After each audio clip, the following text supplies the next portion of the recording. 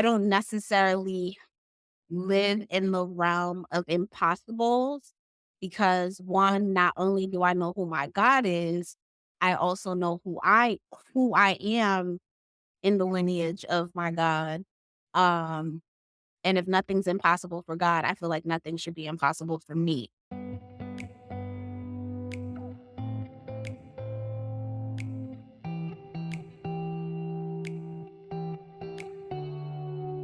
What's good, y'all? I'm Shakeyla Ingram, the host and creator of Shakeyla's Key to the City. I've had my show since about my college days, where I would like to engage with people of various cities, mostly my classmates. Through my service and leadership, I brought my show back as a way to uplift voices within my city in Fayetteville, North Carolina, so people would feel that they were heard, helped, or created space to help someone. I've done a lot in these 30 years of my life, and now that I'm no longer an elected official, I get to fully move how I want to move and say what I really want to say. And now that I have a physical key, I'm empowered to know that back when I was in college starting the show, I didn't need to have a key to empower people to show up for themselves within their cities or wherever their purpose called them. I hope you enjoy today's show.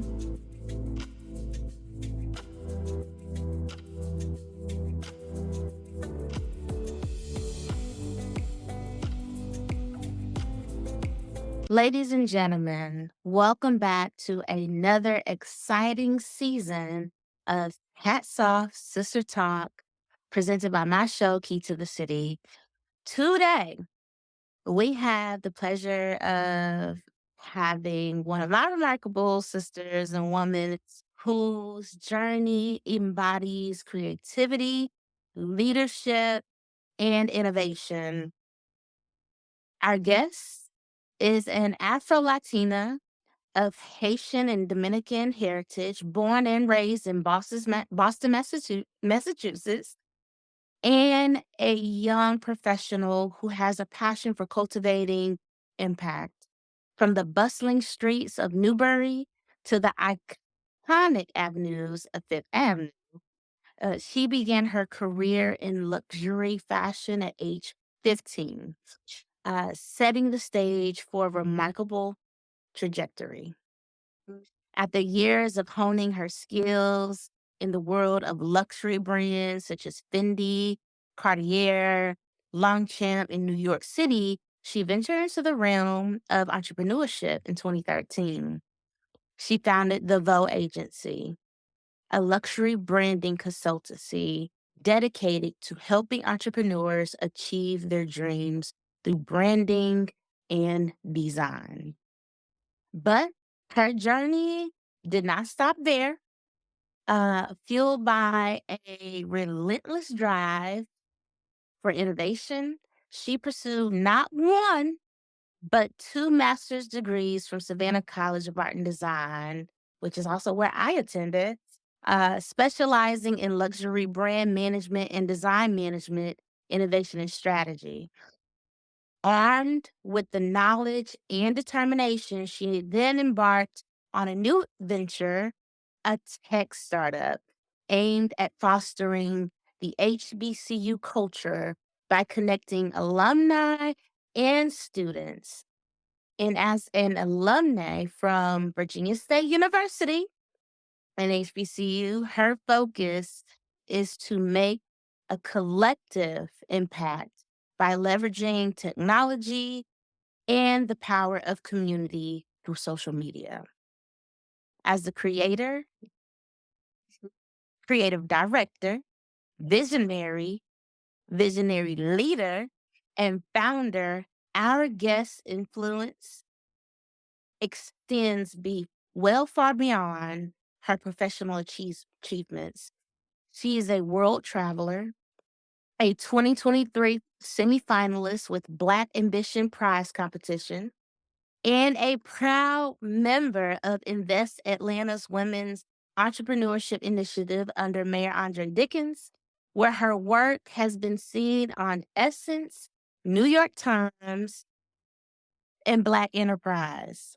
Ladies and gentlemen, please join me in welcoming my friend, my sister, my P31 sister, Skanya Yasmina Florestyle. Welcome, Skanya.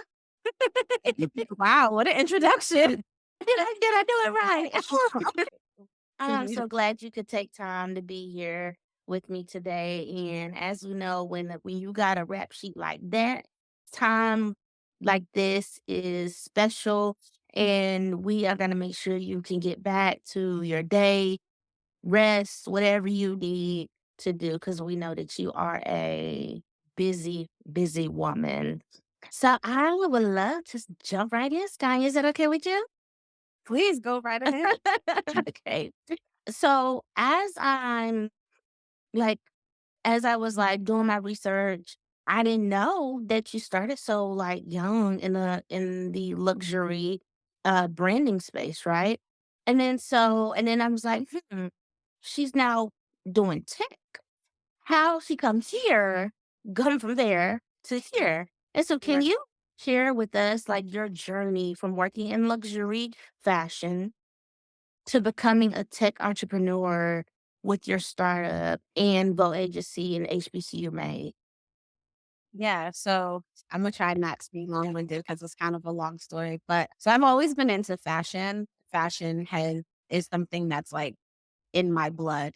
When I was a kid, I used to watch my mom make clothes. My grandmother actually used to make a lot of pretty much almost everyone's wedding dress. And she had a sewing school. She taught a lot of the women in the community how to sew. And my aunt, my mother's older sister, was a nun in Haiti. And so me and my mom had matching outfits up until I was probably like 7 or 8 years old. So not to sound bourgeoisie, but, like, literally all my clothes was custom until I was, like, maybe about 10, and so fashion was something that was always near and dear to my heart. I always said I was gonna be a fashion designer, and so when I was in high school, one of my first jobs was on Newberry Street working at Tom Brown of Boston as a sales associate. And and I always loved Newberry Street because Boston, like Rodeo Drive. And so I was always in love with like looking at the windows and how the clothes would change in the seasons and stuff like that. And my mom was into that stuff as well. Cause like I said, she used to make clothes. And so I think it was just something that was just natural to me and even with me getting my first job, so I asked my mom for a pair of Jordans. She said no. So I went and got a job. Really that simple. Like, don't say no to me. If there's a will, there's a way. Is kind of how I feel about life. And so yeah, I got a job at Tom Brown. And I think it kind of went from there. I had always planned on going to school for fashion, having a fashion line, and my mom passed my senior year of high school. And one of Mhm. the last conversations I had with my mom, she said, fashion is something that comes natural to you. That's not something you need to go to school for. So, go to school for something else, business or, you know, engineering, like something. She didn't see the value in getting an education in fashion since I'm the person who can look at an outfit, cut it out, and sew it together. Like the first time I ever sewed something, I saw a shirt.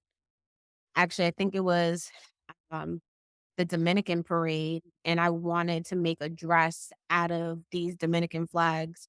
Um, and I literally like took the flags, bought like a bunch of flags and cut them up, and I think I put, like, the Haitian flag on one side and, like, the Dominican flag on the other side, and that was, like, one of the first outfits I made. Something that just came natural, so I understood what my mom said, and when she passed, I was like, "Okay," and so I went to Virginia State University, I majored in business. I planned to minor in fashion, But I did other things. I was part of organizations where I didn't necessarily model. I didn't feel like I needed to model. I so with like behind the scenes working on like the marketing or the branding stuff or the flyers or the stage presentation, I worked in I forgot what they call that, but I worked behind the scenes. Mhm. Um, and that was something that I loved to do because I used to put fashion shows together even in high school for my youth group, for my church. So now with being into tech, it's kind of a journey. So when I graduated college, I went to SCAD. Mhm. It kind of took a turn because I thought I was going to law school. I was just like, once I graduated, I was like, okay, well, maybe like my mom's right. I don't need to do fashion. Fashion can come later. um, One of my other things I wanted to do was be an entertainment attorney. So I Mm. planned to go to Howard to go to law school. And I was like, let me take a year off and move to Atlanta. And 2008 was when like the market crashed. And even though it was like a great time because like Obama came into office and there's so many things, but I'm not gonna lie, DC just seemed so far and so expensive once I got to Atlanta that Mhm. I just kind of figured there has to be something else. And so I did a survey. I called all my cousins, and there's a lot of them. And I was like, okay, if you guys can see me doing anything, I'm debating between if I should move to DC and go to law school or, do something else. And literally every person said fashion. Literally. Yeah. I enrolled at SCAD, did the LXFM program, which is the luxury and fashion program, but my concentration was brand management. So luxury brand management. And once I graduated from there, I went to New York, started my agency as my thesis project, worked for a few brands. And I was like, okay, this is cool. However, the thing about corporate is that you really, even if you have a master's degree, especially being black or brown, like you have to play the game. Right? They wanted me to be in the store or doing really, like, low level stuff that I felt was low level at the Mhm. time. A master's degree, like, why am I working in the store? Like, this is ridiculous, right? Right. And so I kind of felt like, look, if no one's gonna hire me, I'm gonna hire myself. And that's what I did. I moved back to Atlanta and I started going full time with the Vogue agency in 2016 and never really looked back. And so, but that led to the Vogue agency was a branding agency, right? And Mhm. of our clients at the time were like, I don't understand what branding is. Like, oh, that's marketing. Oh, that's this. Oh, that's that. And so they're like, okay, well, I need a website or I need my social media. And so you have to kind of pivot with your market. So we pivoted from a luxury branding agency to a digital design agency. Mhm. And that is what led me to become a UX UI designer, which later led me deeper and deeper into tech. And so that's kind of the journey of how I'm in tech now, if that makes sense. Mhm. Okay.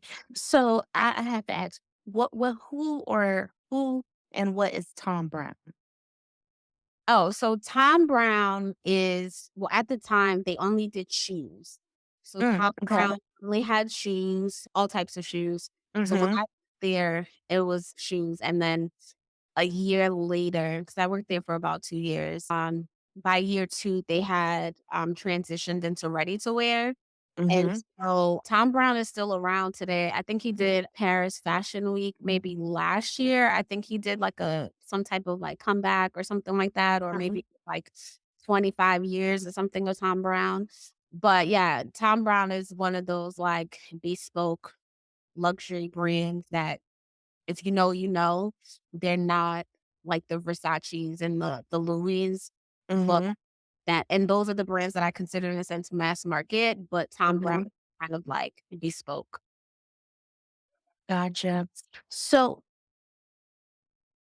you were essentially working with like the who's who at a very early age.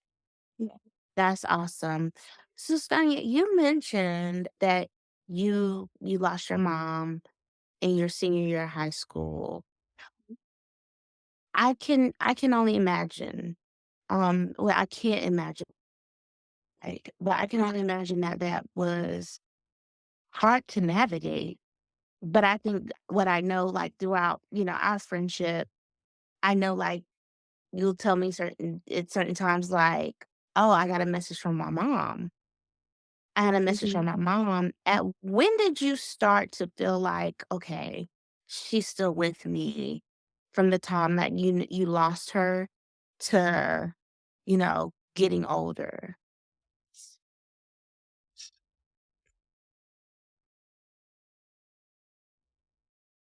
I don't necessarily think my mom ever left me, Mhm. if that makes sense. It So does. I feel like she transitioned where Mhm. she no longer was here in the flesh where I could like touch her, right? Right.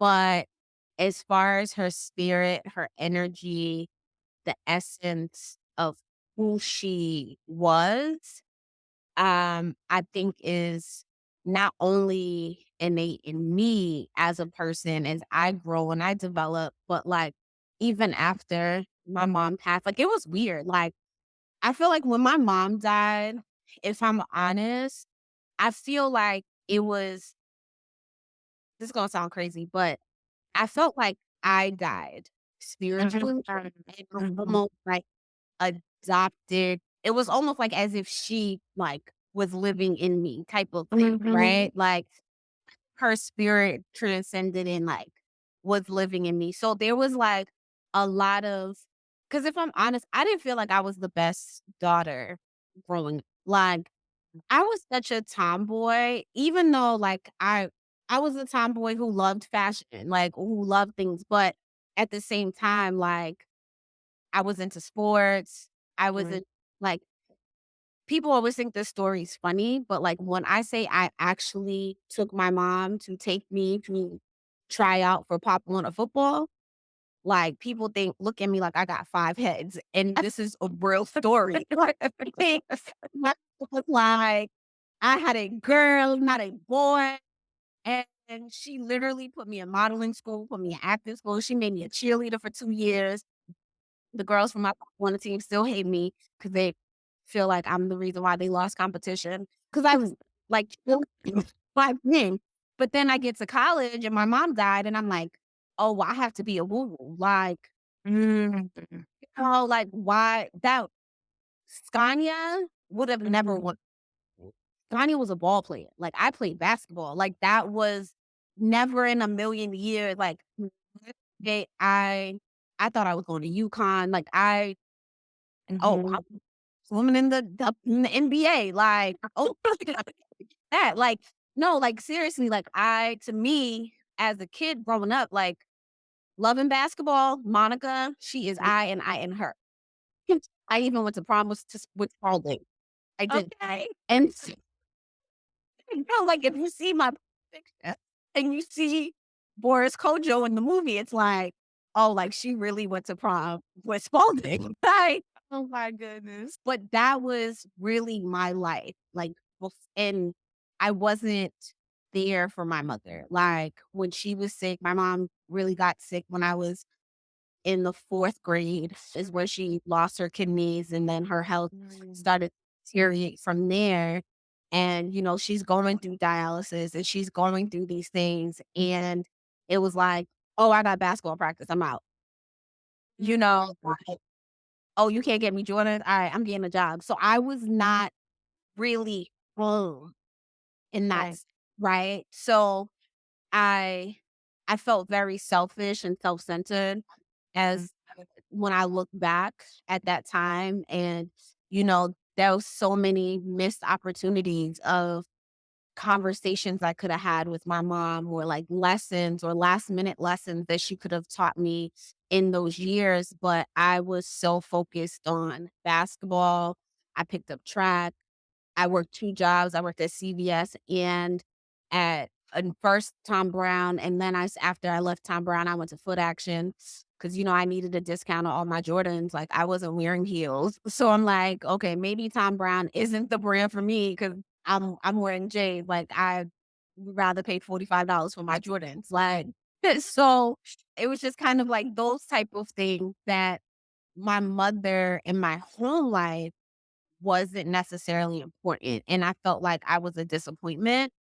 So when my mom passed, it felt like for a really long time, I was chasing waterfalls. Like I was trying to make her proud in her absence. And so a lot of, especially during my college years, I feel like I really lost myself because they say college is the place where you're supposed to find yourself. I actually feel like I lost myself in college because all the different organizations I try to be a part of or the different things I tried to do, it felt like I was doing them because my mom would be proud of me rather than like, this is me discovering something new about myself.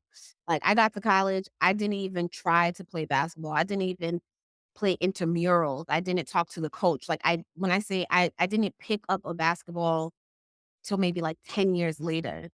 And anybody who knows me back then, it's like that was really, really my life. And so I felt like I lost a huge chunk of myself after my mom died. I hope that answered your question. No, no, no, no, it did. So, Skanya, given that you felt that, what is something that you would tell someone who has experienced a similar or the same loss by losing a mom or very close family member? What's something that you would give them with the feelings that you experience? Yeah. So grief is a funny thing.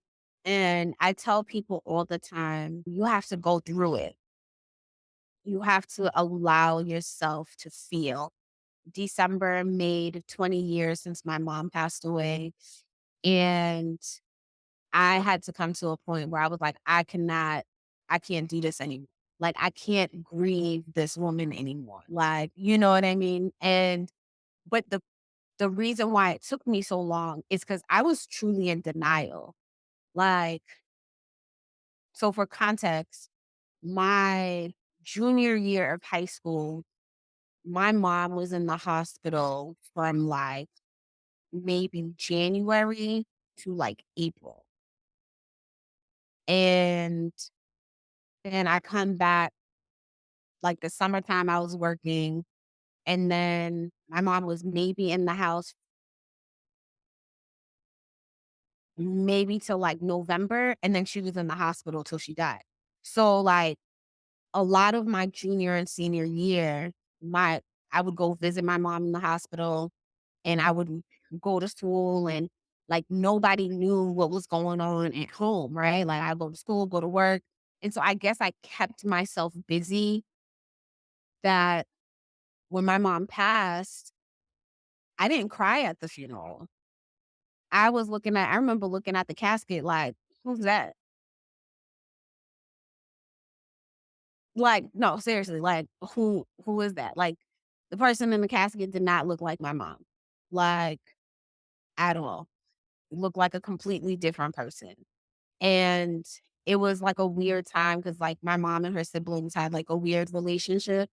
And so now it's like these are the people who are telling me what to do when, it's like, bro, I haven't seen you since I was 10, or I don't even know you. Like, you know Right, what I mean? right. Where So you it's come like, from? where you come from? Like, oh, now you want to show up? Like, okay. Like, you know what I mean? So, and mind you, I'm 17 at this point. So it's like I have a job, I have a life, like I have a savings account. Like, I'm out here, I guess, living my best life. And it's like I had all this like weird, like new authorities in a sense coming into the picture. And so it made it hard for me to grasp like, oh, she's gone. So it was like my mom died December 23rd, 2003, and I technically couldn't go home yet because I wasn't 18. My birthday's in May. So one of my aunts put me in the system because I didn't want to live with her with like a whole thing for like 4 months. It was weird, but whatever. And so I ended up going to Virginia State. And this whole time in my mind, I'm like, oh, I left my mom at in the hospital room. It was never, oh, I left her at the funeral. oh, I buried her. It was like, oh no, my mom's at the hospital.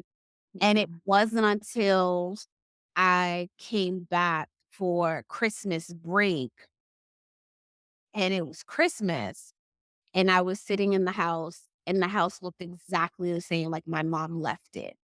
And it was like, oh, she's not coming back. That's when it hit me that my mom passed a whole year later. So I didn't grieve my mom that first year. Like I was in complete denial. I was like, oh, she's at the hospital. Like, like to the point, like my cousins thought I had lost it. My mom's funeral was on my brother's birthday, and I was like, "Oh, we gotta go bowling. It's Eli's birthday." And my cousin, Mm, I'm like, "It's Eli's birthday. Like, we got what?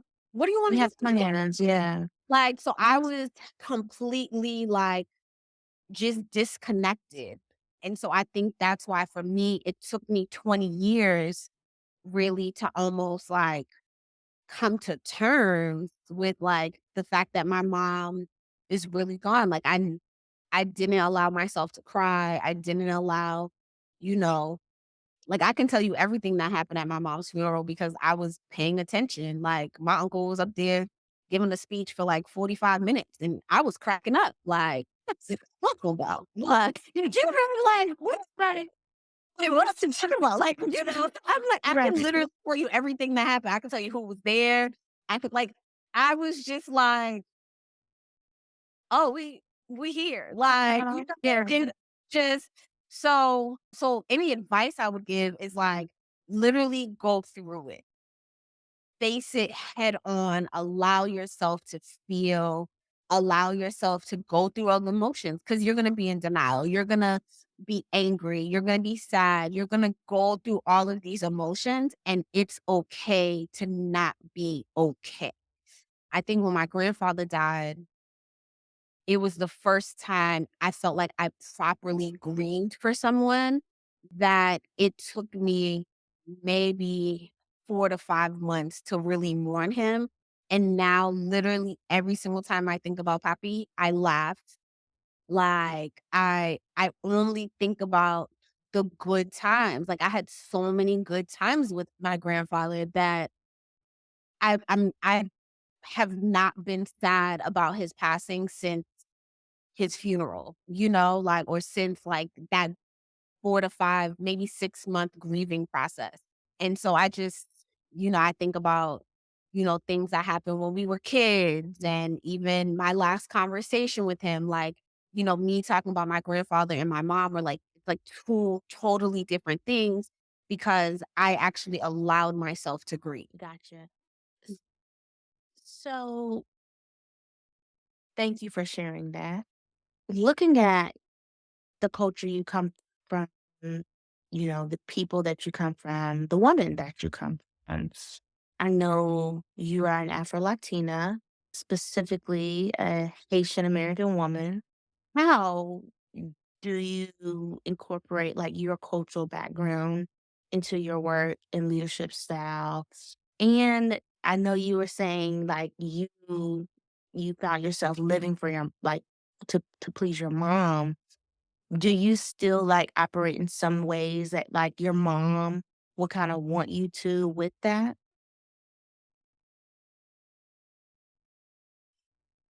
That feels like such a loaded question. So, culturally, how does my culture I told you this was a hard question. So, I'll say this.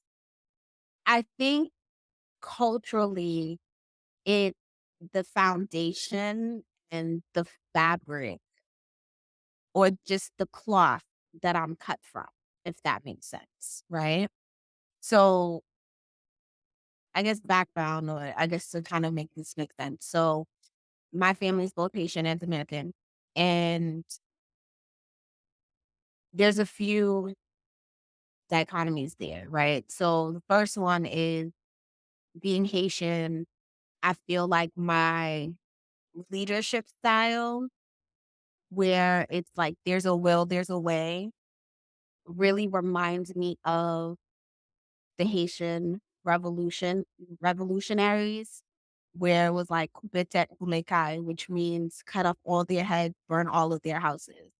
And that is kind of how I've adopted, in a sense, like my business and me as a leader. Like, if there's a will, there's a way. Like, if we gotta cut off their heads, we gotta burn their houses, we're gonna win this victory, this revolution, or whatever it is that. So I'm very hard pressed on like excuses or this can't get done. And I'm like, I don't necessarily live in the realm of impossibles because one, not only do I know who my God is, I also know who I am in the lineage of my God. And if nothing's impossible for God, I feel like nothing should be impossible for me, right? And so, but that also comes, I think, from the fabric of the Christian group that my family truly instilled in me. I went to Catholic school from kindergarten to 12th grade. My mom was a very devout Catholic. I grew up 2 uncles who were priests, 2 aunts who were nuns, huge family. And, you know, I even though I'm not Catholic anymore, but that's still the foundation of my faith.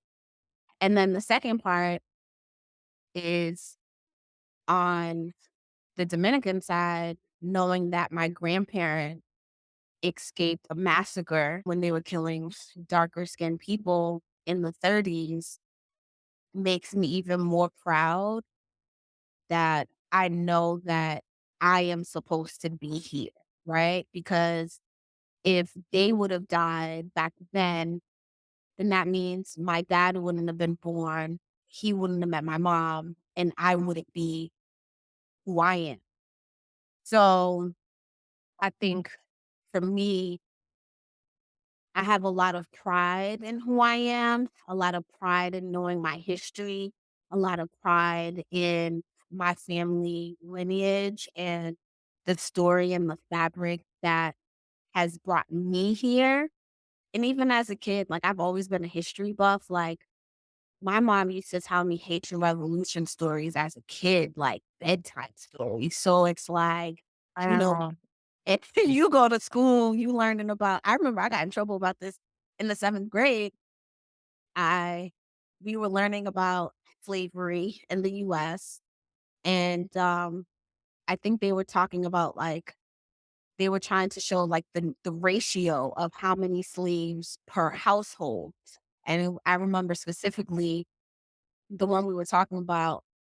Actually, I think was it George Washington had over 200 slaves. And, he lived in a house with, like, him Wow. and his kids, right? And I was like, "So you wanna tell me he has 200 slaves outside and he slept comfortably every night?" I got sent to detention for that because I was like, "I don't understand, like,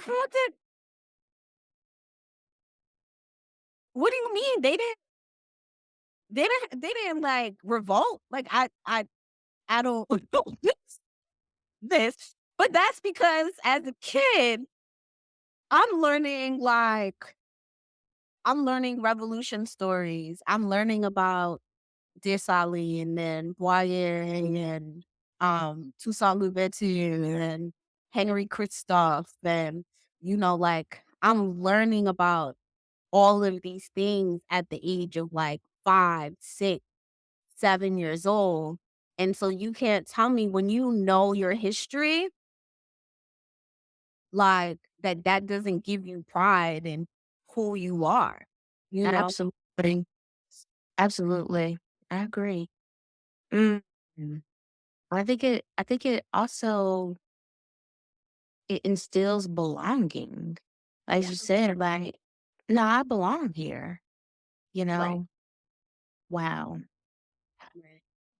So, worked as a brand client manager for luxury brands like Fendi and Cartier.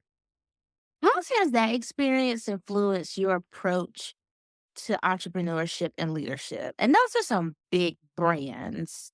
It's funny. I was thinking about this the other day. So I don't think I did a good job of enjoying the process. I was always so ready to get to the next level that I don't think I took a lot of time to learn in the current season that I'm was in at some of those brands, right? And so one of the things I think that truly helped me in my entrepreneurial journey was clienteling, because that's all about building relationships. Like you're not there's a strategy to sales, and there's a strategy to being able to truly represent a brand in a way that you want people to, in a sense, buy in rather than they're just buying a product, right? So when you're working, when you're working for a luxury brand, for me, what I took out of it was I immersed myself in the history, which gave me pride in what I was doing for the brands that I was working for. For example, like I worked at Cartier first, and then when I went to Fendi, they did about maybe a week or 2 of, like, training, like, really diving into, like, the fabric of, like, what makes Fendi and understanding, like, the history that to this day, even though I no longer work for Fendi, I love Fendi as a brand. And so when you're having a conversation with a potential client who wants to buy a bag or whatever is the entry item or a high luxury item, you're really just sharing your love for that brand. And that's what makes it easy, where it's not necessarily sales because you are representative of that brand. If I hope that makes sense, right? So, and I took that into, in a sense, my own business where I've been able to build a lot of great relationships, making sure that not only am I providing value, but there's like a mutual exchange. And really, I think it taught me how to listen. So, like, for example, what I mean by that is I remember there was an Asian client that I had. And this is New York, like, so you don't have to speak English in New York. And so, but they spoke Mandarin. And I remember they were upstairs actually in the fur department. And supposedly the sales associate up there was like being really like rude to them because they didn't speak great English. And so when they came down the stairs, I saw them looking at this like crocodile bag. Um, and I just took the time to like hear them in their broken English on what they wanted, what they needed. And that customer that was literally about to walk out the door turned into a $33,000 sale. And so I realized, like, when I'm pitching, if I'm listening to investors or I'm listening to my clients, if I'm, you know, I can sell water to a whale because sometimes people just want you to listen to them, you know? And so there were some things and some skills there that I feel like if I would have stayed longer, if, who knows where my career could have taken me. I think I was just so pressed for like, I have a master's degree. I don't need that be, you know, Right. so pressed to get to the next level that, I think if I would have taken my time to learn the skills that I needed to learn in that season, I think I would have been in a way better place today. And so if I have any advice to anybody, it's enjoy the season that you're in. Like, and what I mean by that, like, yo, if it's winter time, we are winter clothed and enjoy the snow while it lasts. Enjoy the season while it lasts. Christmas, Thanksgiving, all the different holidays that come with the winter time. And then spring is going to come. It may not come tomorrow, but it's going to come because seasons always change. And you can enjoy spring when it's spring. But I think so many of us are like, "Oh, I'm just waiting for the summertime." Like, and you forget to smell the snow. And then when, it's springtime, we're so ready to get to the beach that we forget to smell the flowers, you know? So I hope that makes sense. But Yeah, that's yeah, kind of yeah. my thought on that. And and so for me, I guess, and also I'll say this, like, as exciting as it was to work for these amazing brands, I was able to take a lot of those skills and implement them into my business, which really is, in a sense, providing that like white glove service, right?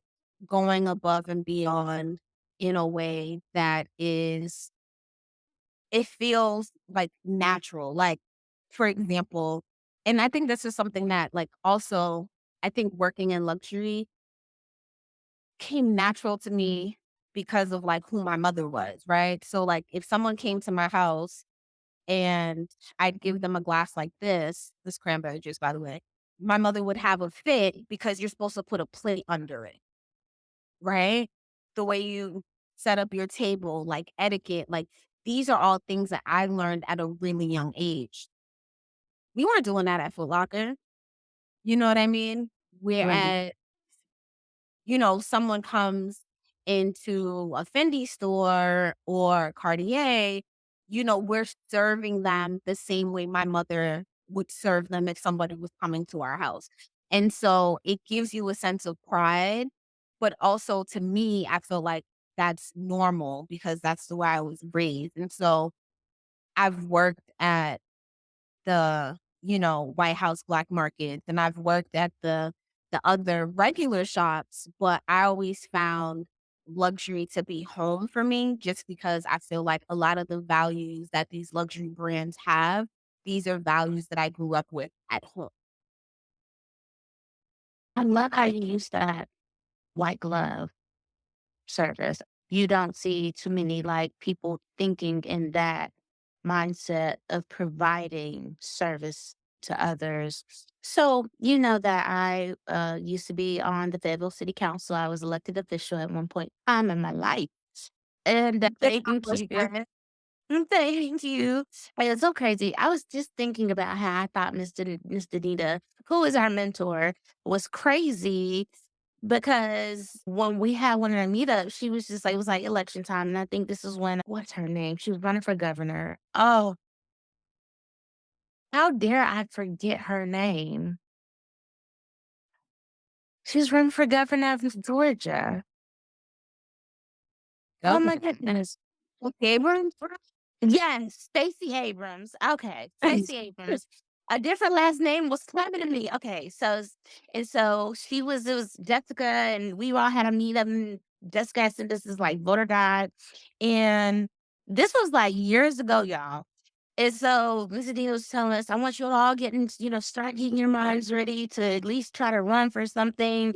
And I'm looking at her like, who does she think? At least who does she think I am? She's like, All right, and we can do now.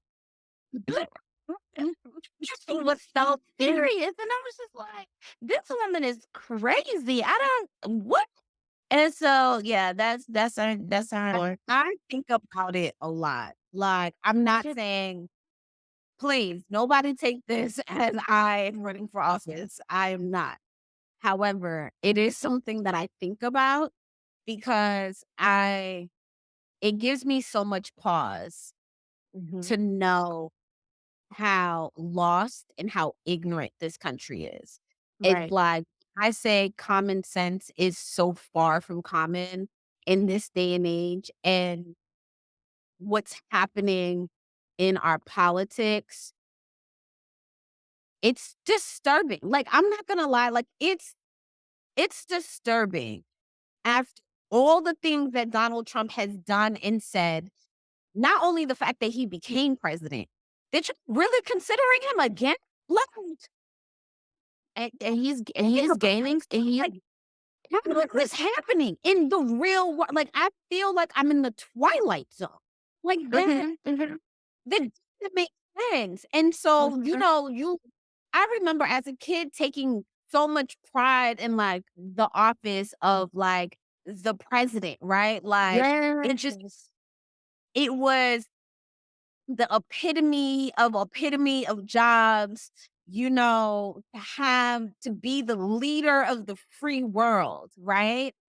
And not only have you put a clown in office who completely has like fucked up a lot of things. Like, and the other thing is like people don't understand business. Yeah. Just because he has his name on a building that he That don't leases out his name, he don't even own the building. not at Like, all. you look at his track record, he has literally bankrupt every business that he has ever had. Right. Every business. Mm. And so he has pretty much bankrupt the country to the point that we're feeling this inflation. But the only person who's getting our smoke is Joe. Mhm. Yeah. And so, but people don't understand how things work in cycles. Like, Mhm. I something, and the government works so slow. Like, Oh it, my god. I interned at the Department of Transportation in undergrad, and I was like, this is ridiculous. Like, It is. wait, I literally convinced my boss to give me every Friday off so I can go visit a Smithsonian in DC. Mm. Like, legit. Like, it's my every Friday off. Cause I was like, Mhm. we did nothing. We can't get anything done. We can't get anything done. All the stuff they wanna do is like old stuff. There's no innovation in the government. There's no like, and it's just really sad to see that, like, I can't believe in November I'm about to look at a ballot and it's gonna say Donald Trump on it again. Like, I That's just wild. it's That's wild. wild. It's so wild. And I just oh my God, like, Mhm. I Mhm. feel like green eggs and ham. Like, it's just like I literally feel like I'm reading a Dr. Seuss book. Like, it just Mm. like, there's Yeah. no such thing as green eggs and ham. Like, you know what I Yeah. mean? Like, there's no such thing as And green then I eggs. try to see into that stuff in school, and with that school color. And God. to say things and they continue to pacify it. And I'm just like, yo, this is crazy. So for me, I'm like, there needs to be more people like you, more people. I don't want to say me, but there needs to be more people with common sense who have a heart for the people. Like, you can't go into an office, and literally, even this goes for police officers too. You can't go into a job that talks about serving and you do not want to serve. Find another job. Yeah. To be in office at any level of the government, you are here to serve the people. If you work in law enforcement, you are here to serve people. And these people don't want to protect, they don't want to serve. And literally the only people that they're serving is lobbyists and these corporations. And if more individuals created their own power pack and came together as communities, we can lobby for our own initiatives. And I don't think people understand even what lobbying means. But that's why we don't have gun Right. control. It don't matter how many Stony Brook happened and 30 kids died. I think it was like 35 Mhm. kids died. Parkland happened. That happened down the street from my aunt's house in Florida. And I don't even remember how many kids died. And it's like, we're just sending prayers. You have the power to do something. And all we're doing is sending thoughts and prayers. Fuck your thoughts, fuck your prayers. Cause you're not even really praying. And I don't even know who you pray to. That part. That part. That part. It's There needs having to be having action. right, and having been an elected official for 4 years, and I think in some of, like, this generation's most toughest time, I got elected in December 2019. I was sworn in December 2019. And 3 months later, March 2020, everything was shut down. Right. So I'm learning my role in the midst of COVID. And then 3 months later from that, we're now in social racial unrest in the world. I'm not saying country, no, the world. And so it was a lot. And I think what I liked to see as an elected official is space for people to be able to get their needs met, whether it's entrepreneurial efforts, whether it's mentorship, whether it's being able to help our gun violence against youth. I was for that, and I can say that I did some things that helped within my city support the cause.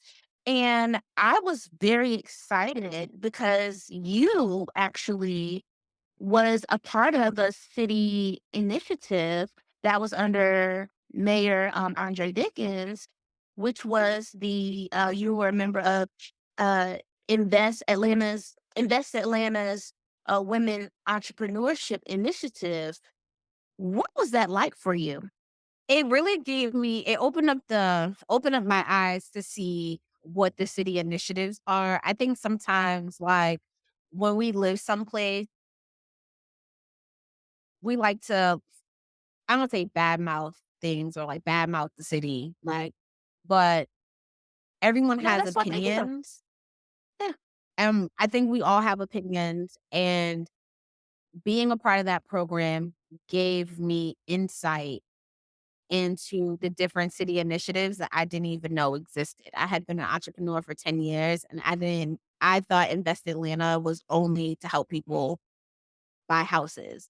I didn't know there was resources and grants and all the different things that the city is helping people to get their businesses off the ground.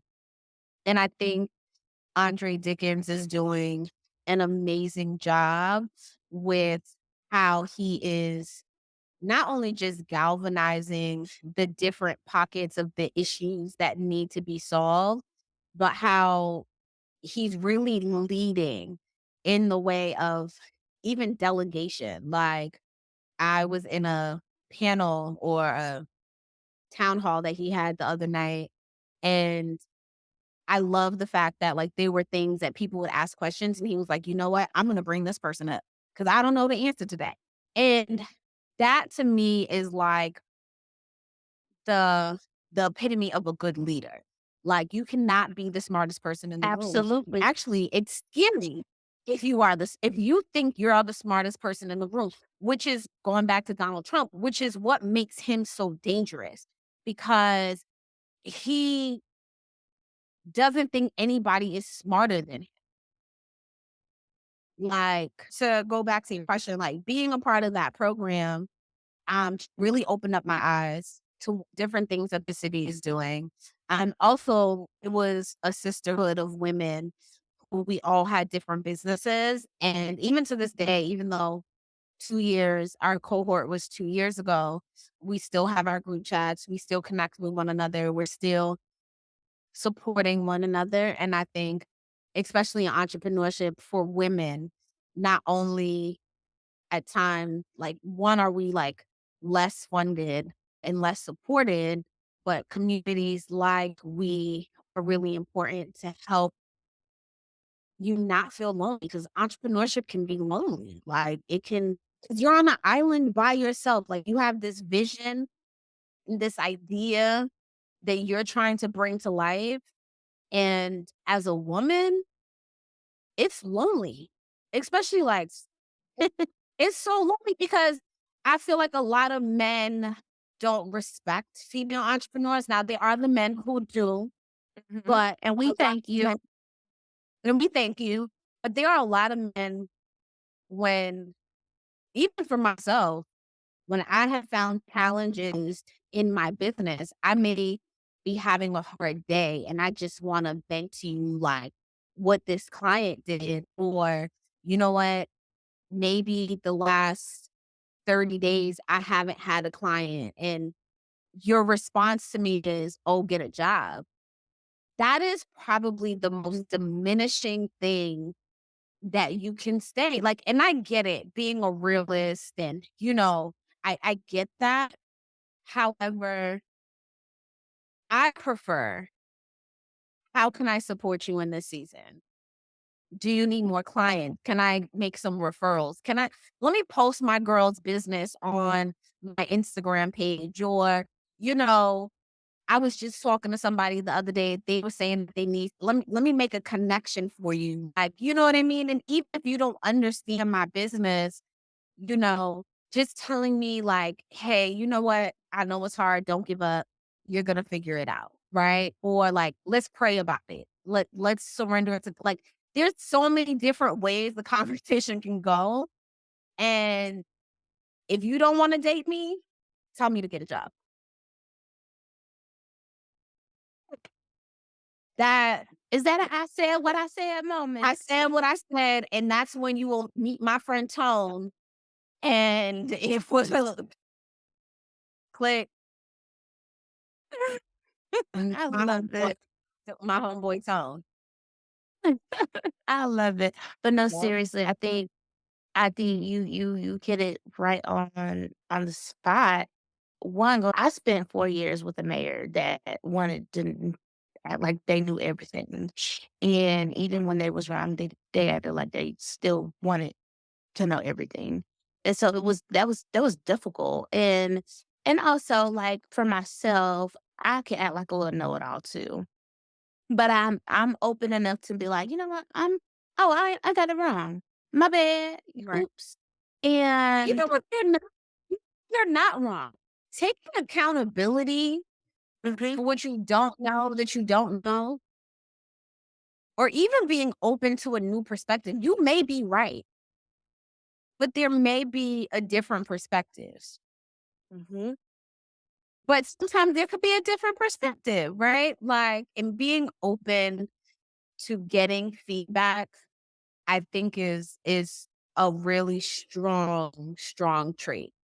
And not a lot of people that's, but I think leadership, in order to be a leader, they always say in order to be a leader, you have to at one point been a follower, you know? right. And when you think about it from that perspective, when you're following and you're paying attention to the leaders out there, whether if you're read these leaders that you're looking at, maybe you're reading them in books or watching them in movies or whatever, there's a lot of lessons. And I think wisdom comes with leadership, Mhm, and wisdom is something I like to define as learning from the lessons and the mistakes of others. So it's like, like Jay-Z said, Hove did that. So hopefully you wouldn't have to go through that, and that's mhm, how mhm, I view wisdom. So I look at the people who came before me, whether if they had similar businesses or whether they didn't have similar businesses, but there's some lessons there where it's like, hey, don't don't walk down that path because X, Y, and Z, or, that situation or this or that. And it's like, okay, well, let me walk down a parallel street. It's still gonna get me to the same destination, you know? mhm. Right, right. I love that. So I love that. Now, but when you got into like that realm of being, within local government and whatnot, did anything change about certain things that you were passionate about or that you found yourself advocating for more? So I'll say this. I think when I did the program, I was probably one of like the only tech companies in my cohort. And so I personally wish that I would have did the program for like the Vo agency. I think if I would have did it for my agency, all of the information that was provided to me would have, I think I would have seen more dividend in that long term. for that. But because I had applied through HBCU Made, I did feel like I'm not in the right program in some of the things that they were teaching us. And to give context why I felt that way. So like you mentioned, I have 2 master's degrees. And the way I started HBCU Made was I did it as my thesis project for my second master's in design management. So in design management, it's all about innovation and strategy. And it's really not about the solution that you're going to create, but the problem that you're trying to solve. And that's really what business is. And that's what entrepreneurship is. You find a problem and you create a system that will solve that problem for millions or thousands or whoever your target audience is. Right. And so I went through a lot of that initial um business stuff that I had to create, like a business model canvas. I had to do that as part of my thesis project. I had to create a business plan. I had to create a marketing plan. I had to, do surveys. I think during the pandemic, I surveyed almost 400 people.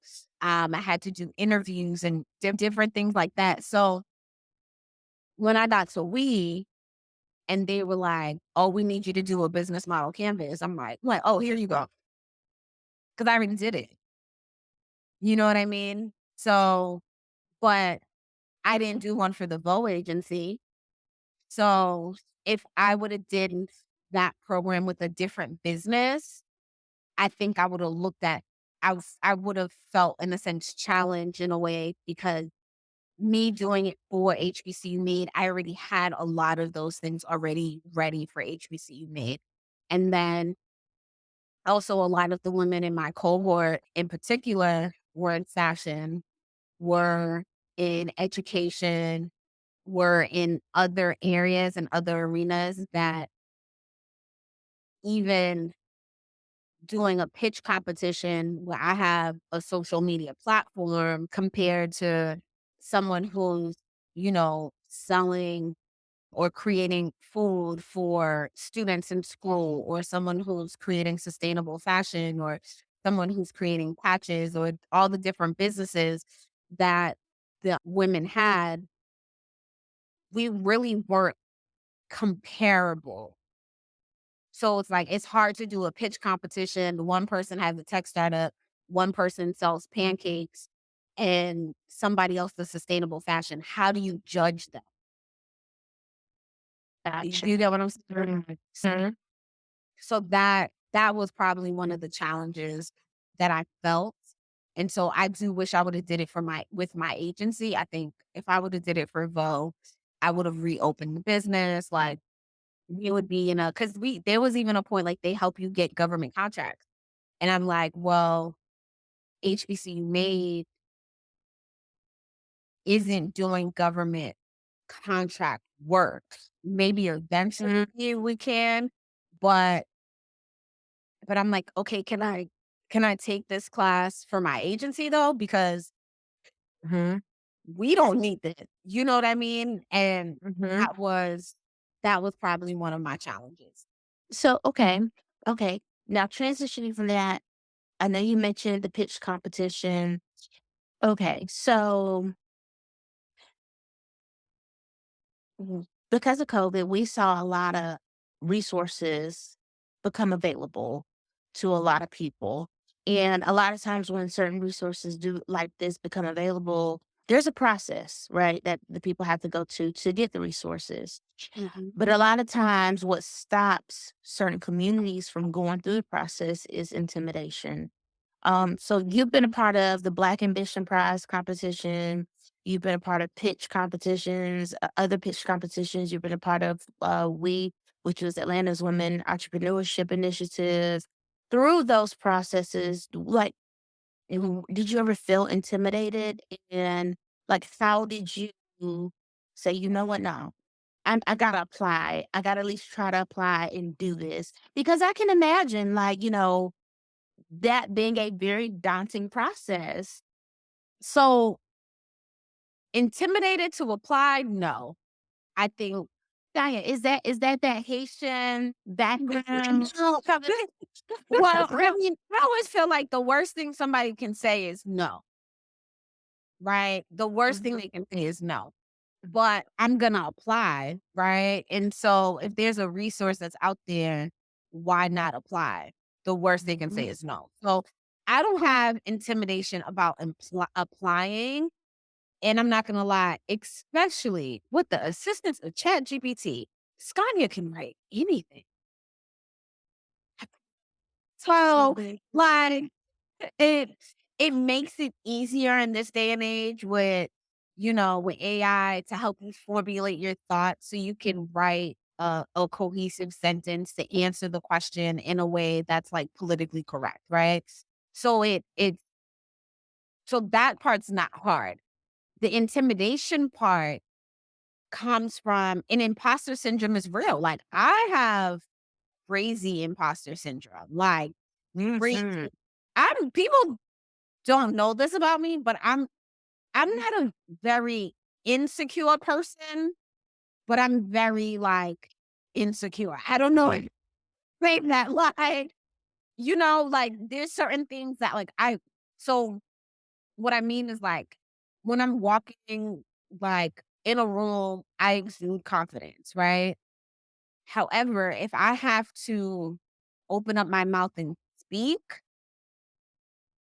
that can be a little nerve wracking, because I don't know what I'm gonna say. Like, and I used to literally have a potty mouth that part of my fear of public speaking was I was gonna get on stage and start cussing up a storm in a public setting. And so for a really long time, like I did not like to speak in public. And there were different things over the years that I've done that kind of have allowed me, made me more comfortable speaking in public.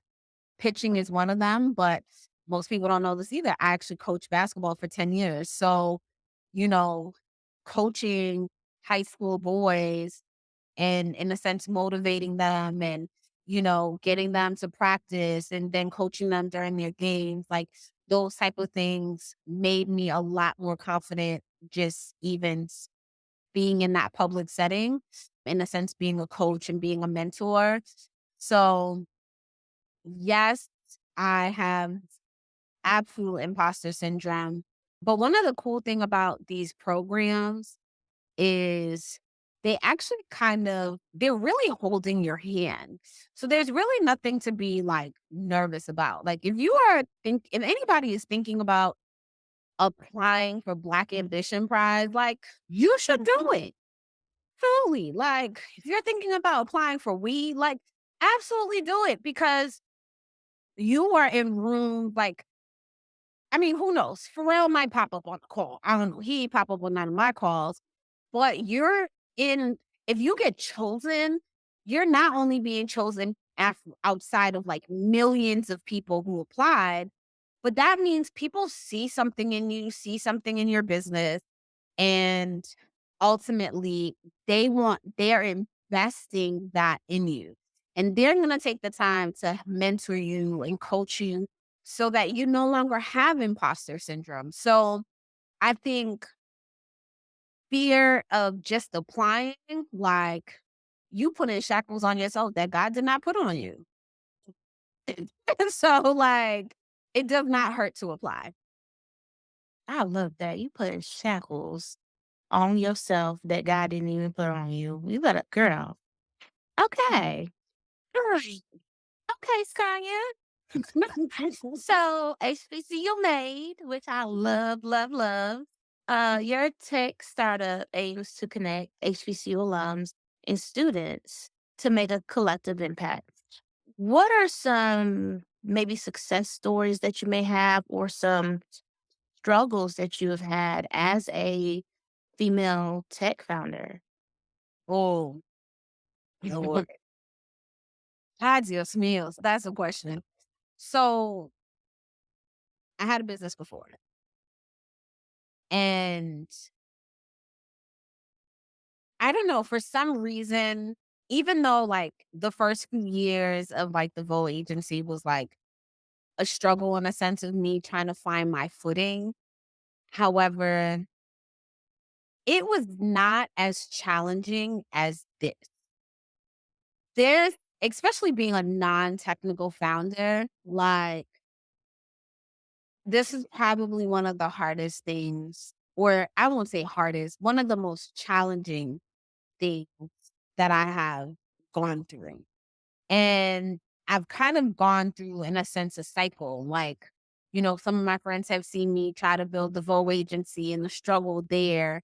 And I think because I went through that struggle, I can look at my struggle now and be like, oh, okay, but we up from now, right? Like, so I'm looking at it from the perspective of this is not a solo entrepreneurial project. This is a corporation, right? I'm looking at it and I'm learning so many different things from these accelerator programs and from the different mentors and different conversations that I'm having with people that I actually, someone said this, one of my mentors said this to me the other day. He was like, you actually sound like a founder now. And I'm like, oh, like that's a compliment because I think I've been an entrepreneur. And so there's that quadrant where it's like you can be an employee where you have a job. You're self-employed or an entrepreneur where you own your job and where you're a business owner, where you can create systems that, you know, create systems that make money, and then an investor where the money makes money for you, right? And I have been in that bottom left-hand quadrant for a really long time. The Vogue agency was a job that I owned, and HBCU Made is a business that I am creating, that I'm creating systems and, so that business can run one day without me. Like again, I'm not the smartest person in the room. I just had a vision. I had an idea. I put it out there in the world. It's happening. It's producing. It's growing. The tree's growing. The fruit is about to start growing. I see the seeds are starting to sprout, and I'm just, you know, plowing plowing away and like, because when harvest season comes, like I want to be ready. But this was something that was probably the most challenging because I had to change my thought process from being owning my business or owning my job to owning an actual business. And so I don't remember your question now, but Good. What are some like with HBCU made oh, uh, challenges challenges and successes as a female tech founder? yeah. So I'll start with successes. So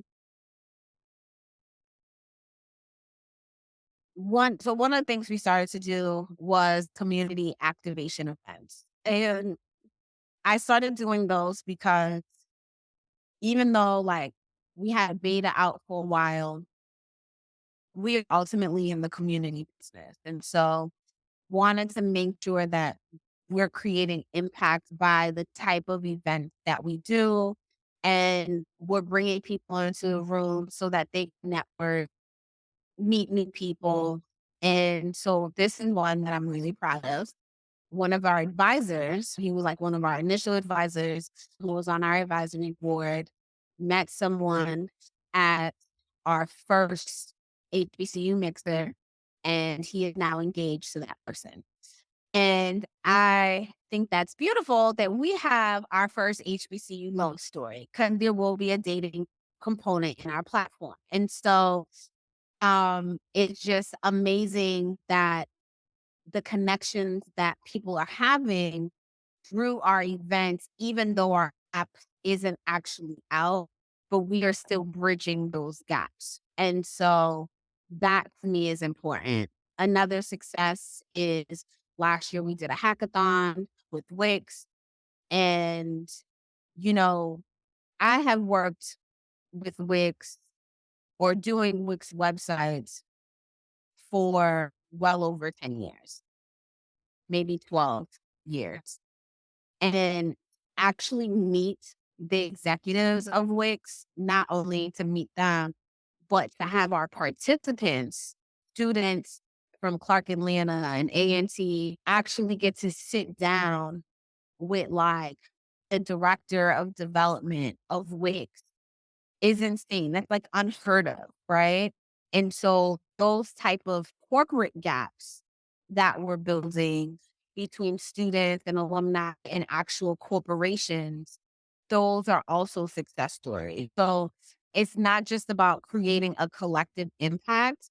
It's really about bridging gaps between all the different broken pieces. Like I think the beauty of like school, right, is like you're in a bubble.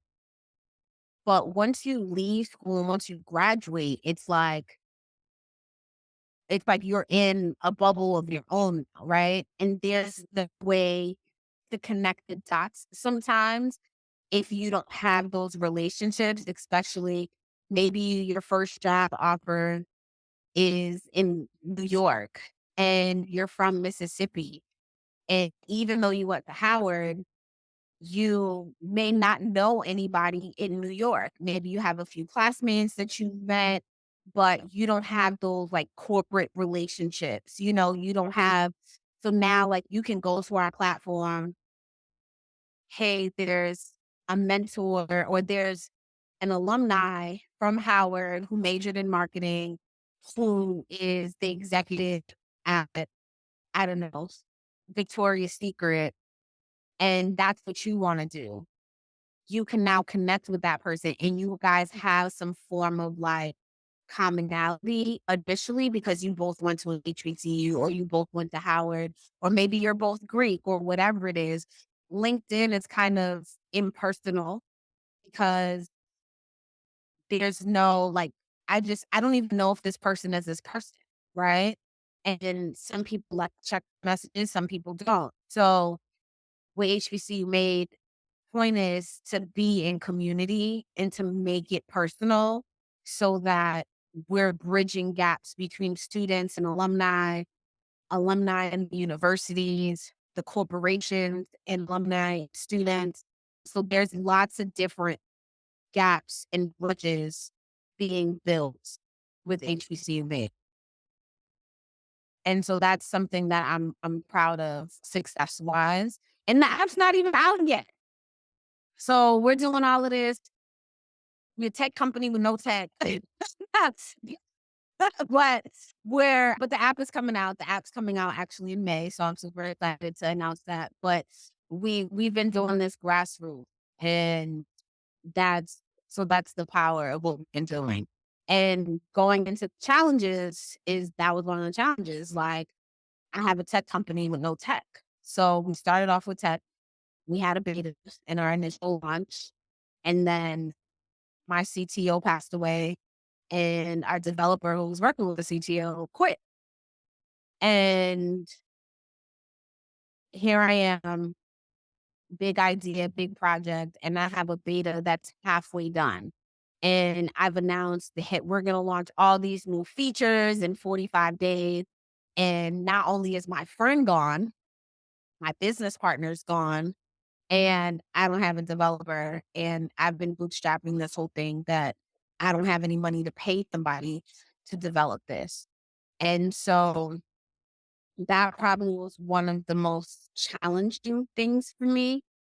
And it really put me in a place where I, it put me in a crazy place, like crazy financial place, personally, crazy emotional space because I was grieving as well. And like I said, if you don't go through the grief will go through you. And there was just a lot of things that were happening. And there were times where I wanted to quit, but I knew I couldn't quit because I think some dreams and some visions that God gives you aren't for you. They're bigger than you and you have to keep going. Like I'll tell you this, like, I hate going to the gym. I absolutely hate it. But I go to the gym nearly every day because I know that I'm not gonna get the results that I want if I don't work out. And so the same thing with my business. If I don't chip at it every day, if I don't keep the faith, then my business is gonna die. And I always say this, that entrepreneurship is faith work. And like faith, faith without works is dead. And so for me, getting up every day, even if I don't want to get up, I'm checking an email, I'm applying for a grant on my phone, like, you know, I'm doing something for that day and eventually it will, it will reap. So by the time HBCU comes out, HBCU Made comes out with scale, people are going to think it's an overnight success, but people are going to know that I literally had this idea back in 2015, and it took me a really long time to get here. Mm. Well, I just want to commend you for it because watching parts of, this journey that you've been on, like I'm still like I couldn't even process half the stuff that you probably have to process to put out, an app like this. So thank you, and thank you for creating space for HBCUs to have this. You mentioned that it would have like a dating component. And so for a woman like you that's just, gosh, just amazing someone, entrepreneur, tech founder, what is dating like for you? I don't even know what that is. Facts, real big facts. No, but it's, I think I kind of alluded to it earlier. It has its challenges. I think it takes dating a particular type of man who understands and supports the vision and the goals and the dream, right? Like, not everybody understands the vision. Like, and so dating has been challenging. And I think, I don't even know if dating has been challenging because of my business. I feel like the older I get, the more refined my taste becomes Oh, and absolutely. my palate, and not just like food, but I just think my appetite for just things or anything or people or space, is evolving, that certain things that I would entertain in my younger years, I ain't got time for that. Like, I feel you. I simply don't have time for that. And so I'm not dating right now, if that's the question. I would like to date. I just don't have, I don't even want to say I don't have bandwidth. I think people, we make time for the things that are important. I just haven't met anybody who's worth that time. Like, I feel like my time is very valuable and very precious to me. Like, that $1 million meeting that I could be having with a potential investor, or, you know, preparing for a pitch competition, or, setting up whatever it is, like the next phase of my business, even if it's just I'm brainstorming, like, if I'm going to take time out of my day to have lunch with you or to go on a date or to even just turn my phone off and just like lay in bed and do nothing, like, it has to have some form of like real value that money can't put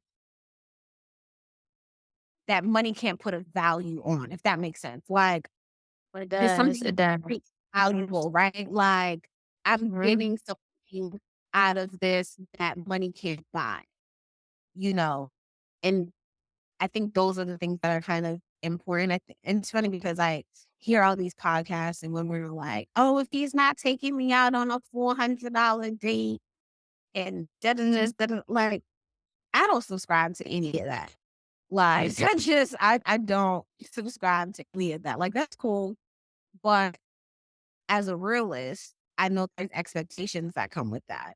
And my uncle Right. said this to me last year. I've held this very true. If you're not trying to be dessert, you don't need to go to dinner. So I just personally haven't met anybody that I want to be their dessert. So I Right. haven't been to dinner. Right.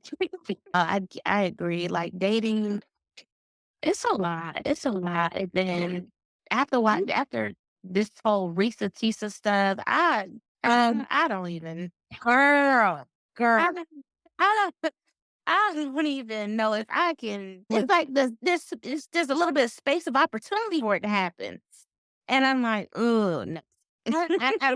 I I'm up to date, but I did not watch. I got the cliff notes, right? And I'm the spark notes, the books, spark notes. I got the spark. Yeah, yeah. Yeah, the spark notes on what happened. And wa- um, wow. And well, I'll say this too. For me, I am very traditional in the sense of like when it comes to family. And I as a I don't like to say that I'm an alpha female. I think I'm an alpha female in my singleness because I have to be. In a Yes. relationship, I would like to be with a man that I can trust to lead. Like, where am I Yep. following you to? And in this day and age, this generation, or the men that are really even my age, I just I couldn't follow them as far as I can throw them, let alone trust them. Right. Right. No, there's like, and that's the thing that is scary for me. And I don't want to say this day and age. I want to say specifically in Atlanta because I live in Atlanta, so my dating experience is in Atlanta. I'm from Boston.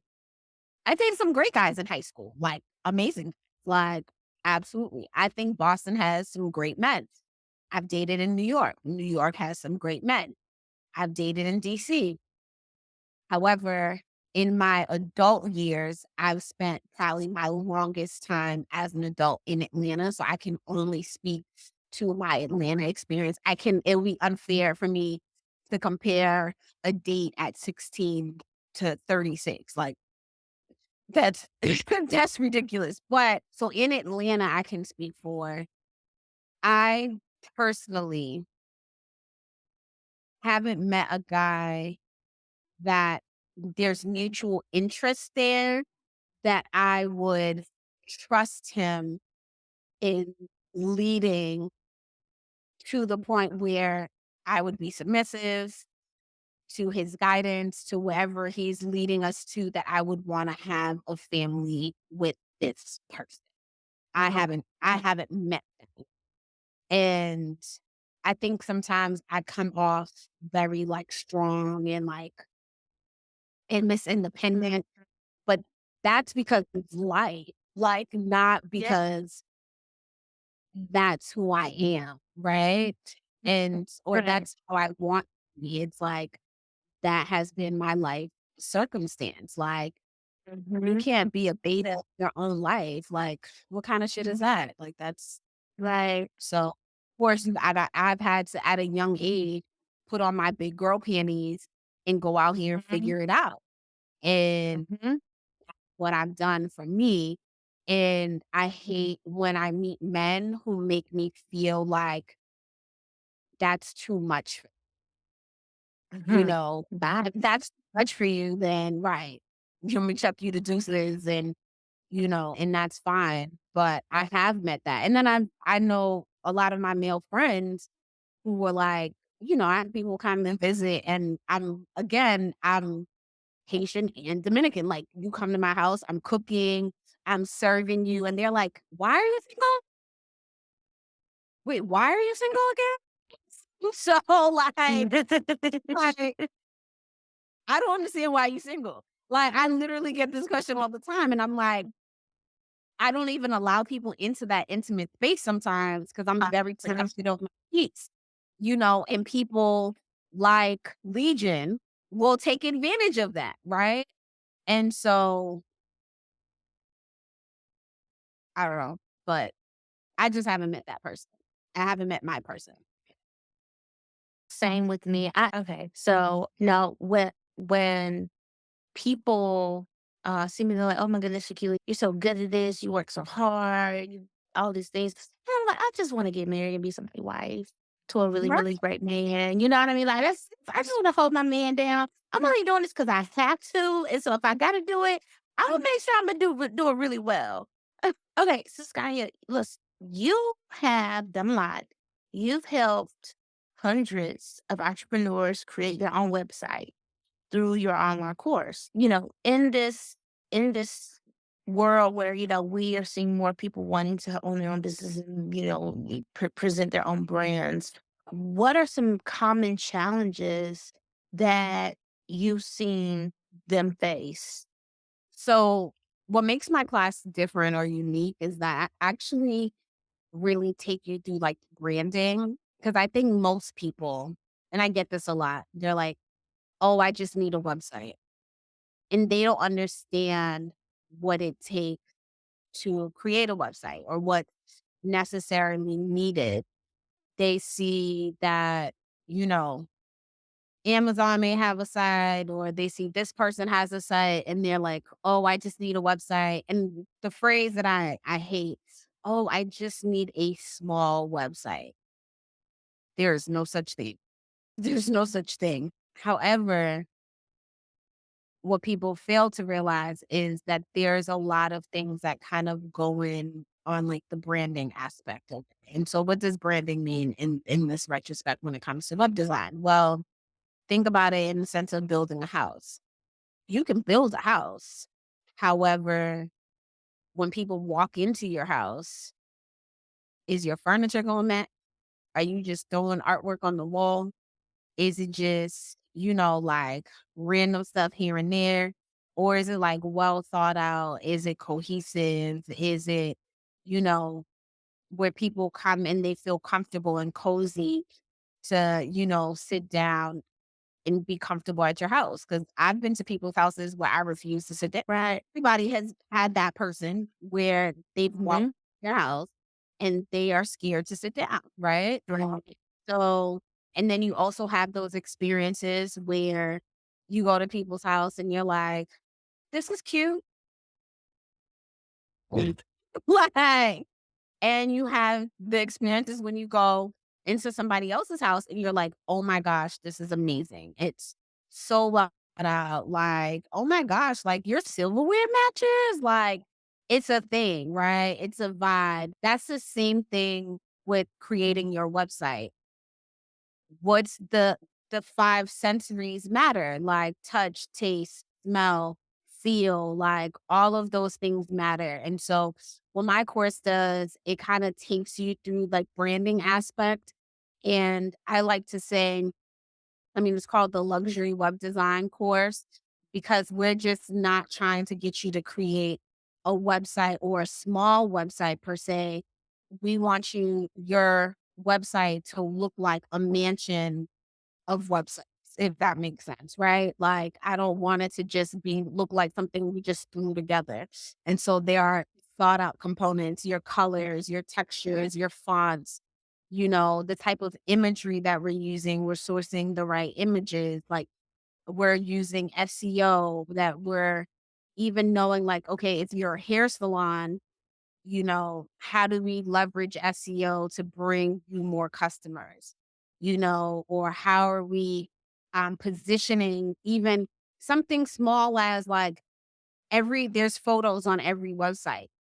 Tagging those photos with keywords is what shows up in the Google search images, which also drives people to traffic to your website, right?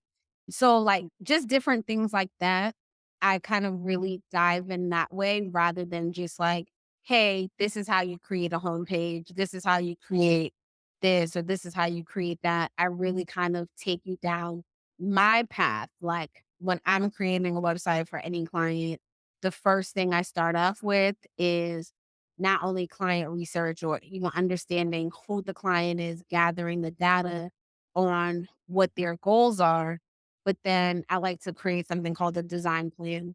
That design plan will include even keywords that we can eventually use in your SEO. It includes all of like the layouts. What's your homepage going to look like? When you have any verbiage or copy on the page, do you want it to be stagnant? Do you want it to have flow to it?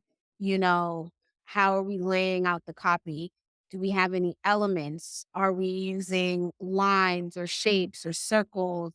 How are we using those? What's the flow of the site? Like what do you want people what experience do you want people to have on your website? I know most people don't look at web design in that way, but that's how most people should look at web design is especially for those who have businesses, this is the world's first impression of your business.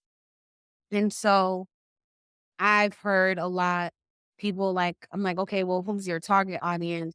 "Oh, well, I serve, you know, women who are 18 to 65." Well, that's way too broad. Like, who are these women? What do these women do? Where do they like to go? What, how much money do they make? What's their ethnicity? What kind of food do they like? Are they a soccer mom? Are they single? Like, really creating even that persona.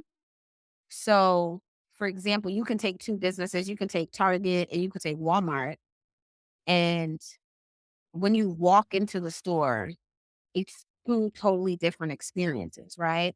That's why people joke and say Target is Target because it's an upscale kind of version of Walmart that goes into the way the aisles are laid out, the way the red is laid out between their brand colors and their logo, the fonts that they choose, all of these things matter, how they even shelf art or face aisles, like, all of those things matter versus when you go to Walmart, it's like everything just feels very thrown together that you're in a warehouse. But they may have similar personas, but you can tell that Target is for more of that, even if the price point is still matching, their target audience, like that upscale soccer mom, you know, maybe that person who likes somewhat of a, like, luxury feel or modern, like, aesthetic, whereas, like, Walmart is for everybody, and you can tell that Walmart is for everybody. Mm, I like that. I hope y'all was taking notes because it's some good tea, or you can rewind it and take some more notes. And thank you for sharing that, Skanya. Are you still doing the course? Yeah, the course is still Mhm. available on my Okay. website, and I'm actually, like, it's available. So I'm Okay. personally, I'm no longer web design. And so if anyone wants a website from me, technically get my course and it's relatively cheap right now. So, and then you also get like some free consultations with me to kind of help you through the process. Right. So Right. Right. So you're coaching them through their yeah, website. I love that. I love that because I also think that these people need to learn how to have that skill set. So that's pretty amazing. So let's give a key to the city. I actually had this show since my SCAD days. I've had Key to the City since SCAD when I was on SCAD Atlanta Radio. I learn something new about you every day. Likewise. Yeah, so I did not know that.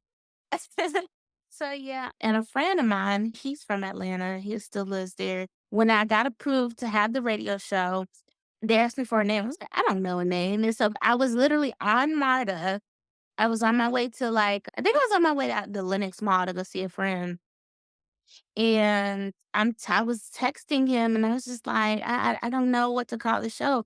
And he was like, "How about this?" I gotta give him credits. "Thanks, B." So, let's give it to you, Skanya. As the visionary leader that you are, and founder, and sister, and Afro-Latina woman, what advice would you give female professionals, young, of all ages, older? What what would you give those professionals aspiring to make a difference in their communities, in their industries, and make impact? That's loading. It has to come from the heart. I think some of the most for entrepreneurs, I mean, depends why you get into business. I think some people get into business for money, which is great. Like, who doesn't need money in this day and age? But also, for me, I think you can tell when somebody is doing something from the heart because they're passionate about this versus they just want your dollars and your cents. And so I think the hard work is what shows up before you need to show up. That's one. Two, I said it before, I'm gonna say it again. I actually have to coming out. Entrepreneurship is faith work, period. Faith without works is dead. If you do not work your business and you do not work your entrepreneurial goals, it will be dead. And I know for me, entrepreneurship has definitely brought my relationship with God much closer. I understand that I may be the CEO or the founder of my company, but God is definitely the chief operating officer. I'm just here to, in a sense, do his work and what he has called me to do.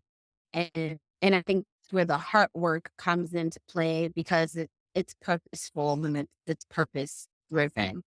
And you also want to love what you do. I think one of the things that my cousin asked me a long time ago when I was first getting into my career after undergrad was if you could do anything in the world for free, what would you do? If money wasn't an object, if, like you could still live your best life and what would you do? And back then it was fashion. It wasn't just really fashion. It was more so kind of me really creating impact and value and really making people's lives easier.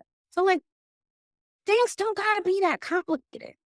Let's let's find a way to make it make sense, right? Like there's a process here that you have to get all the way you have to go all the way through Z just to get to from A to B. That doesn't make sense.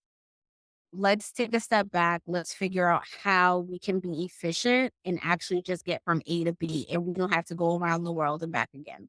And so I think with the emergence of AI, with the emergence of all the technology that's out there, there is like literally no excuse, no reason why we aren't continuing to elevate, to not even just elevate, invent and be innovators in our prospective industries. I think anybody can do it. You just have to have the will and the vision and the passion to keep going because you will run out of steam. There's days I haven't ran out of steam, and literally it's God's grace that keeps me going. I'll say this, like the Israelites were in the wilderness for 40 years and still holding on to the hope of the promised land. And they saw the promised land and they allowed imposter syndrome and intimidation to keep them from the promised land that they ended up walking around aimlessly in the desert for 40 years. Don't be the Israelites, even though we are the Israelites, but don't be those Israelites. I like how you put that. Oh my goodness. Thank you so much, Skanya, for taking time to be a part of this Women's Month celebration with me, Key to the City. I always celebrate Women's Month the way that I do because I come from some pretty great women. And I'm always amazed by some of the women that come that have just made impact in history. And my birthday's in March. So I like to just celebrate it all. Thank you. I like to do it all. And so thank you so much, Scania, for being here. We will share out that information if you want to get some coaching on doing yourself a service and getting yourself your website done where you can do it and you can learn how to do it. Scania, you filled me up today. Thank you for the opportunity, honestly.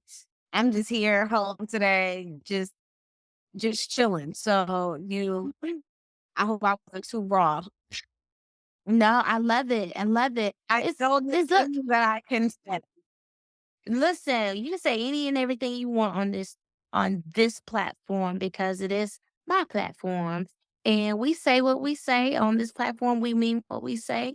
And who gonna check us, boo? Skanya, you have Hey, your bro. who gonna check me? Okay.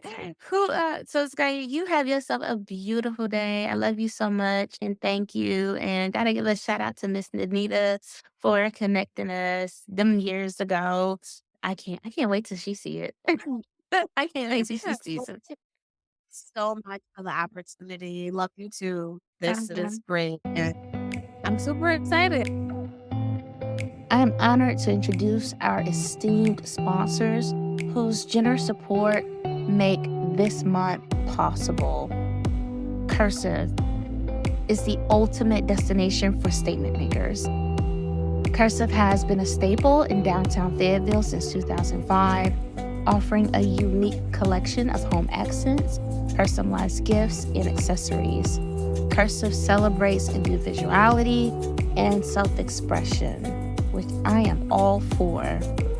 If you're in the Fayetteville area, visit 223 Franklin Street or explore their curated selection online at shopcursive.com. Miguel Vergoa, dedicated to supporting visionary leaders, who is just a amazing person. Thank you so much, Miguel. Clearview, Glass of NC, servicing communities across North Carolina with excellence and integrity. Clearview Glass of NC is your go-to for commercial and residential window and glass repair. Locally owned and operated in Fayetteville, North Carolina. You can reach out to them at 910-308-5089 for all your window and glass needs. Southern Eastern General Contracting with 18 years of design, build experience. Southern Eastern General Contracting specializes in commercial and high-end residential construction projects. They are your experts for custom homes, commercial developments, and government contracting. And last but certainly not least, Xavier Devereaux, a seasoned leader and community advocate. Xavier's continued support of our show is deeply appreciated, such as all of our sponsors. And also a highlight to our episode sponsor, Winterbloom Tea, located also in downtown Fayetteville, where this is your place for great tea cocktails with unique flavors. Again, thank you to our sponsors.